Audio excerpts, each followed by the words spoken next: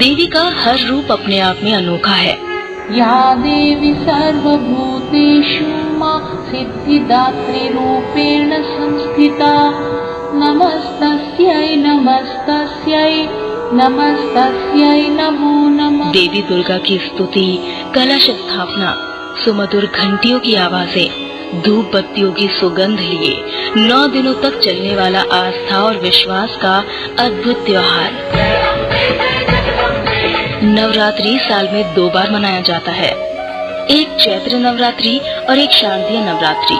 नवरात्रि के 9 दिन माँ के सभी 9 रूपों शैलपुत्री, ब्रह्मचारिणी, चंद्रघंटा, कुष्मांडा, स्कंदमाता, कात्यायनी, कालरात्रि, महागौरी और सिद्धिदात्री को पूजा जाता है। शारदीय नवरात्रि में षष्ठी से लेकर दशमी तक दुर्गा उत्सव मनाया जाता है। इस दुर्गा उत्सव को अकाल बोधन, शदियो पूजो, शरदोत्सव, महापूजो, मायेर पूजो, पूजा या फिर पूजो भी कहा जाता है। धरती से असुरों के अत्याचारों को समाप्त करने के लिए और अपने भक्तों का कल्याण करने के लिए माँ दुर्गा ने कई अवतार लिए और इन्हीं अवतारों की पूजा कर भक्त माँ को प्रसन्न कर माँ से मनचाहा वरदान पाते हैं। नवरात्रि का आरंभ प्रतिपदा से होता है। इस दिन से लेकर नवमी तक संपूर्ण दैत्यों का माँ दुर्गा अपने अलग अलग रूपों से वध करती है। अंतिम दिन यानी 9वें दिन माँ दुर्गा सिद्धिदात्री का अवतार लेकर सभी कार्यों को सिद्ध करती हैं। इस दिन माँ सिद्धिदात्री की पूजा करने से मोक्ष की कामना भी पूरी होती है। सिद्धियों की प्राप्ति के लिए मनुष्य ही नहीं, देवता, गंधर्व, ऋषि सब इन्हीं की पूजा करते हैं और माँ भी अपनी कृपा से अपने भक्तों की झोली भरती है। आज के अंक में आप सुनेंगे देवी के 9वें रूप माँ सिद्धिदात्री की कथा। ओम देवी सिद्धिदात्र्यै नमः। ओम देवी सिद्धिदात्र्यै नमः। ओम देवी सिद्धिदात्र्यै नमः। नव दुर्गाओं में माँ सिद्धिदात्री अंतिम है। अन्य 8 देवियों की पूजा वंदना करते हुए भक्त दुर्गा पूजा के 9वें दिन माँ सिद्धिदात्री की उपासना करते हैं। माँ सिद्धिदात्री भक्तों को हर प्रकार की सिद्धि प्रदान करती है। देवी पुराण के अनुसार भगवान शिव ने इनकी कृपा से ही इन सिद्धियों को प्राप्त किया था। इनकी अनुकंपा से ही भगवान शिव का आधा शरीर देवी का हुआ था। इसी कारण वे लोक में अर्धनारीश्वर नाम से प्रसिद्ध हुए।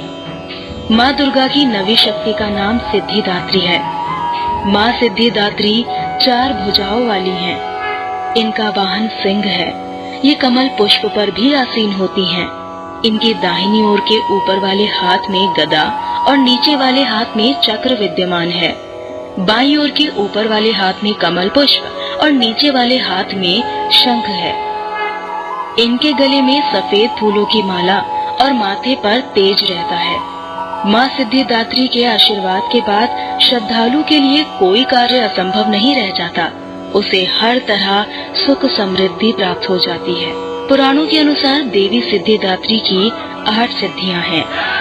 देवी पुराण और ब्रह्म वैवर्त पुराण में देवी की शक्तियों और महिमाओं का बखान किया गया है। कहा जाता है कि माता सिद्धिदात्री की कृपा से ही देवी देवताओं को सिद्धियां प्राप्त हुई हैं। मार्कंडेय पुराण के अनुसार अणिमा, महिमा, गरिमा, लघिमा, प्राप्ति, प्रकाम्य, इष्टत्व और वशित्व कुल 8 सिद्धियां हैं जो कि माँ सिद्धिदात्री की पूजा से आसानी से प्राप्त की जा सकती हैं। इन्हें विद्या की देवी माँ सरस्वती का भी स्वरूप माना जाता है।